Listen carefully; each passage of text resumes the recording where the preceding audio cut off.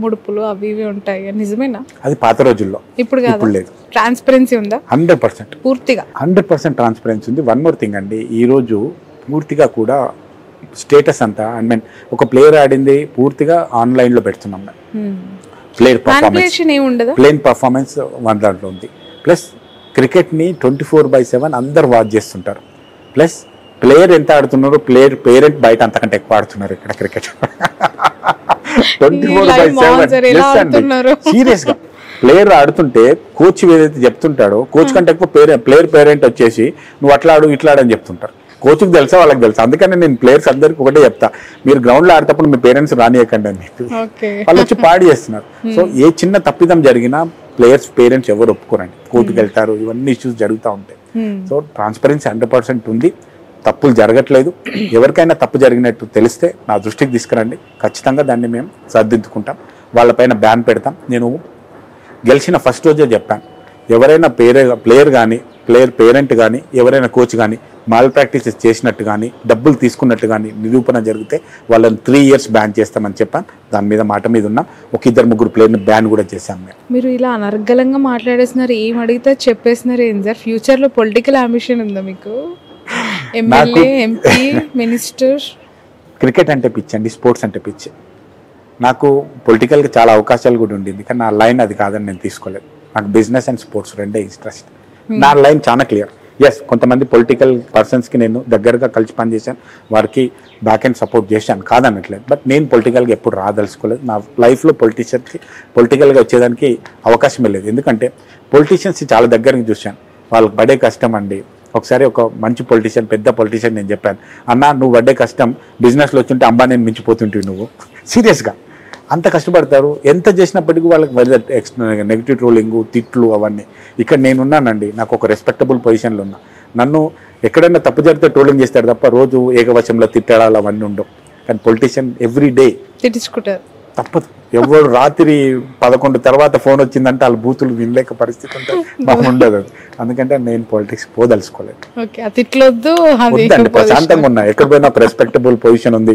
అక్షర chairman గా కానీ, SCA president కానీ, వేరే ఏవియేషన్ బిజినెస్ లో కానీ, మీడియా పర్సన్ కానీ ఆ రెస్పెక్ట్ ఉంది. ఆ రెస్పెక్ట్ పోడగొట్టుకోదలుచుకోలేదు. ఎన్ని వేల కోట్లు ఉన్నాయి సార్ ఆస్తులు? దయచేసి నాకు సీరియస్ గా అంటే వాస్తవంగా నేను వెళ్ళాఫున్నాను, కష్టపడుతున్నాను, ఒక స్టేజ్కి వచ్చాను, రాదన్నట్లేదు. అన్ని డబ్బులు లేవు, కాకపోతే సమాజం నన్ను ఇంకా చాలా పైసలు ఉన్నలా క్రియేట్ చేసింది. I'm enjoying that. Sir Pakistan matches జరిగినప్పుడు చాలా అగ్రెసివ్ ఉంటున్నారు కోహ్లీ. మినిమం కొడితే హాఫ్ సెంచరీ లేదంటే సెంచరీ. మొన్న కూడా చూసాం. ఏం సార్ ఏమైనా స్పెషల్? కోహ్లీ కూడా అదే చెప్తున్నాడు కదా, పాకిస్తాన్ అంటే పూనకం వస్తుంది నాకు, నేనేం చేయాలని. ఆయన నరాల్లో జీర్ణించిపోయినట్టుంది. పాకిస్తాన్ ఆయన కొట్టేస్తున్నాడు. ఆయన మొన్న మ్యాచ్ కూడా నేను దగ్గర నుండి చూశానండి, ఎంత విజృంభించాడు.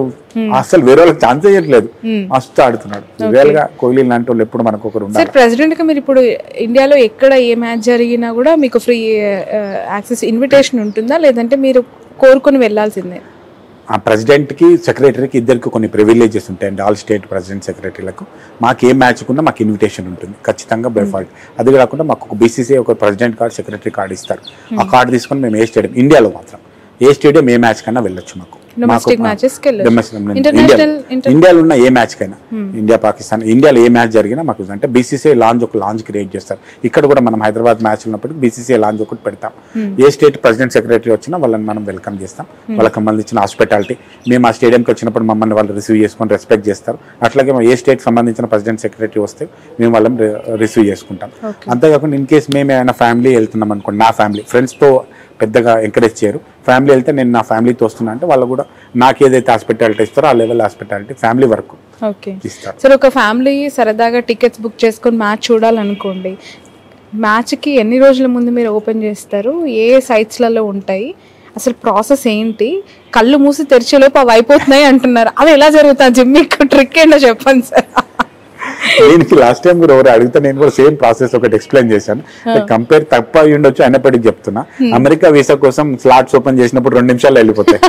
సేమ్ ఇంతే జరుగుతుంది ఇక్కడ ఆల్మోస్ట్. ఎందుకంటే క్రికెట్ ఎప్పటి నుంచో క్రేజ్ ఉండి టెక్కీ ఉండే గాయస్ ఉంటారు కదా, వాళ్ళందరూ అదే పనిగా ఎప్పుడు ఓపెన్ అవుతుంది, ఓపెన్ చేయగానే బుక్ చేసుకోవాలని కూర్చుంటుంటారు. ఆన్లైన్ అయినాక ఇంతకు ముందుకేమో ఆఫ్లైన్ ఉండేది, లైన్లో నిలబడితే ఎప్పుడో దొరుకుతుందని గ్యారంటీ ఉండేది. ఇన్ని టికెట్ల వరకు అని ఉండొచ్చు, లేదంటే పొద్దున్న 5 గంటలకు పోయి లైన్లో పడితే నాకు టికెట్ దొరుకుతుందని గ్యారెంటీ ఉంటుంది. ఇప్పుడు ఆఫ్లైన్ కంప్లీట్ గా పూర్తిగా ఆఫ్లైన్ బంద్ అయిందండి, ఇండియా మొత్తంలో ఆఫ్లైన్ బంద్ అయింది.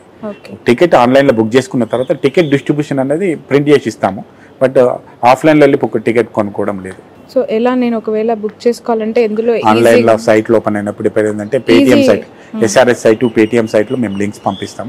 పేపర్లో ముందే, మీడియాలో ముందే మేము అనౌన్స్ చేస్తాం ఈ టైంకి టికెట్స్ మేము ఆన్ చేస్తున్నామని చెప్పి. ప్లస్ అందరు చాలా స్మార్ట్ ఉన్నారండి, అందరికి తెలిసిపోతున్నాయి, టెకీ అయిపోయారు అందరూ. అది యాక్చువల్గా ఏమైందంటే టికెట్స్ చాలా తక్కువ ఉన్నాయండి మన దగ్గర, 37,000 టికెట్స్. 37,000లో 27,000 ఏమో మేము సేల్లో వెళ్తాం. 10,000లో స్పాన్సరర్స్కి ప్లస్ హెచ్సిఏకి ప్లస్ గవర్నమెంట్స్కి ఇవన్నిటికి వెళ్తాయి. 8,000 25,000 దాకా సేల్లో వెళ్తాం అనమాట. 25,000 విత్ ఇన్ మినిట్స్లో వెళ్ళిపోతాయి. ఇట్లా ఓల్డ్ పీరియడ్ అండి అది. స్పాన్సరర్స్కి అండ్ బీసీసీఐకి ప్లస్ హెచ్సిఏకి ప్లస్ గవర్నమెంట్ అఫీషియల్స్కి వీళ్ళకి వెళ్తాయి. సార్ ఫైనల్లీ జైషాకి సంబంధించి ఆయన వచ్చినాక విజృంభిస్తుంది ఇండియా అని ఒకవైపు అంటూ ఉంటే, తండ్రి హోంమంత్రి కదా, ఇంకా కొడుకుకి పదవి వచ్చేసింది, ఇంకే ఉంది, అనుభవిస్తూ ఉన్నారు దాన్ని, స్వీట్ ఫ్రూట్స్ ని అని. జైషా గారిని వన్ సైడ్ ఆఫ్ షేడ్ చూసిన వాళ్ళు ఆ మాట అనొచ్చు, కానీ జైషా గారిని దగ్గరగా నాలాంటి చూసిన వాళ్ళు వెరీ జీనియస్ అండి. ఆయన ఏదో డైరెక్ట్ వచ్చి బీసీసీఐ సీట్లో కూర్చోలేదు. ఇంకా నేనన్నా హెచ్సిఏ ప్రెసిడెంట్ డైరెక్ట్ వచ్చి ప్రెసిడెంట్ అయినా గెలిచి ఎలక్షన్లో, బట్ ఆయన స్టేట్ అసోసియేషన్లో ఫస్ట్ పని చేశారు. స్టేట్ అసోసియేషన్లో చిన్న పోస్ట్ చేశారు. ఆ తర్వాత స్టేట్ అసోసియేషన్, గుజరాత్ అసోసియేషన్ సెక్రటరీగా చేశారు. ఆ తర్వాత బీసీసీఐలో కొన్ని కమిటీస్లో ఉన్నారు. ఆ తర్వాత బీసీసీఐ సెక్రటరీ అయ్యారు. బీసీసీ సెక్రటరీలో పర్ఫామ్ చూసిన తర్వాత ఐసీసీఐ చైర్మన్ అయినారు. ఇంత లాంగ్ జర్నీ ఉందండి, వన్ డే ఓవర్ నైట్ వచ్చి చేయలేదు.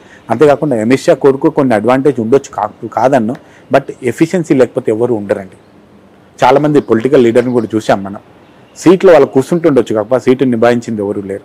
నేను I don't want to take the names, మీ అందరికీ తెలుసు. ఎవరికైనా అవకాశం కొంచెం పుష్ వస్తుండొచ్చు తప్ప సీట్ని హ్యాండిల్ చేయడం అంత ఈజీ కాదండి. అట్లాగే జైషా గారి విషయంలో కూడా ఆయన చాలా జీనియస్, చాలా బ్రెయినీ, ఎవరిని ఎక్కడ ఎలా కంట్రోల్ చేయాలని బాగా తెలుసు, ఎవరిని అప్రిషియేట్ చేయాలని కూడా తెలుసు. థ్యాంక్స్ టు జయబాయ్ అండ్ టీమ్, మమ్మల్ని కొంచెం బాగా దగ్గరగా బ్లెస్ చేస్తున్నారు. థ్యాంక్ యూ జై సార్. ఓకే సార్, జై గారి గురించి కొంతమందికి ఆయన ఫుల్ సపోర్ట్ ఇస్తూ ఉన్నారు ఇండియన్ టీంలో అనేది ఒక విమర్శ. టాలెంట్ లేని ఎవరికి ఏం సపోర్ట్ చేసినా ఏం రాదండి.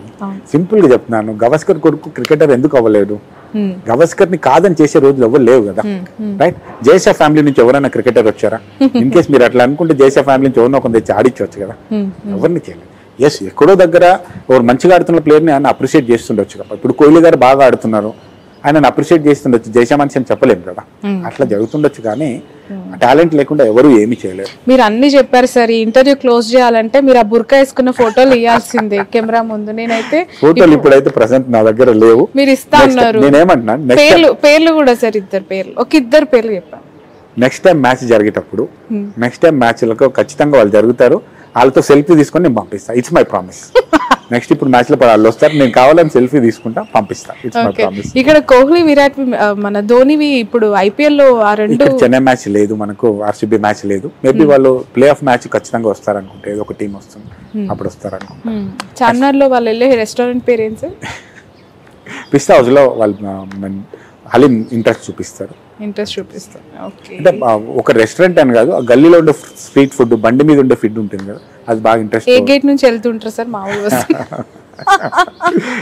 సీరియస్ గా నెక్స్ట్ టైం మీకు చాలా పంచుకుంటాను. Okay, thank you so much sir. Wish you all the best. Finally as a HCA president, what is your message and words about Uppal cricket stadium and to Telangana, Hyderabad? హెచ్సిఏలో మన ఉప్పల్ స్టేడియంలో ఒక పండగ వాతావరణం ఆల్రెడీ ఏర్పడింది. దయచేసి ప్లేయర్స్కి మంచి ఎంకరేజ్మెంట్ ఇవ్వడానికి మీరు అందరూ స్టేడియంకి రండి, వచ్చి మ్యాచ్ని చూడండి. అయితే ఒక చిన్న రిక్వెస్ట్, మనమందరం స్టేడియంలో వెళ్ళి అన్ని మ్యాచ్లు చూడాలని అనుకుంటాం, బట్ నా రిక్వెస్ట్ ఏంటంటే కొన్ని మ్యాచ్లు టీవీలో చూడండి, కొన్ని మ్యాచ్లు స్టేడియంకి వచ్చి చూడండి. కొన్ని మ్యాచ్లు మీరు టీవీలో చూడడం వల్ల కొంతమంది వేరే వాళ్ళకి కూడా అవకాశం వస్తుంది. నా ఇంటెన్షన్ ప్రకారంగా ఇక్కడ 3-4 లక్షల మందికి మనం ఈ వ్యూవింగ్ ఎక్స్పీరియన్స్ ఇవ్వాలని. అందరూ 9 మ్యాచ్లు మీరు చూస్తే వేరే వాళ్ళకి అవకాశం ఉండదు. 1-2 మ్యాచ్లు మీరు స్టేడియంకి వచ్చి చూడండి, మిగతా మ్యాచ్లు వేరే వాళ్ళకి అవకాశం ఇవ్వండి. ఎందుకంటే మన దగ్గర ఒక 37,000 టికెట్సే ఉంటాయి. ఒక కొత్త స్టేడియం వచ్చిన తర్వాత మన అందరికీ 1,00,000 మందికి అకామిడేట్ చేసుకుంటాం. అప్పటి వరకు మీరందరూ దయచేసి కోఆపరేట్ చేసి వేరే వాళ్ళకు కూడా అవకాశం ఇవ్వాలని కోరుకుంటున్నాను. Thank you. Thank you Thank you sir, అండి. All the best. Thank చాలా you. విషయాలు చెప్పారు ఈ Thank you రోజు, అండి. మాకు చాలా Thank తెలియని you. విషయాలు కూడా చెప్పారు. Thank you. అండ్ ఇది జగన్మోహన్ రావు గారు, మనిషి చాలా సాఫ్ట్ గా కనిపిస్తారు, నవ్వుతూ పలకరిస్తూ ఉంటారు, but he have lot of experience and knowledge. Especially ఒక బాడీలో కూర్చొని ప్రెసిడెంట్ అయిపోగానే సరిపోదు, దాన్ని రన్ చేసే కెపాసిటీ ఉండాలి. He have that guts and convincing power. రాష్ట్రం నుంచి దేశ స్థాయిలో జైషా వరకు కూడా డైరెక్ట్ యాక్సెస్ తీసుకొని మన హైదరాబాద్ క్రికెట్ అసోసియేషన్ని ఒక స్థాయిలో పెట్టాలి అని చెప్పి తను పడుతున్న తపన really hats off sir, thanks a lot. And నిజంగా అప్కమింగ్ క్రికెటర్స్ బ్లెస్డ్ చెప్పాలంటే, మీలాంటి వాళ్ళ ఆధ్వర్యంలో వాళ్ళు శిక్షణ పొందుతూ రావాలి అని అంటే ఇట్స్ బ్లెస్డ్ నిజంగా. Thank ఆల్ you ది అండి. Best. Thanks for your work. Thank you.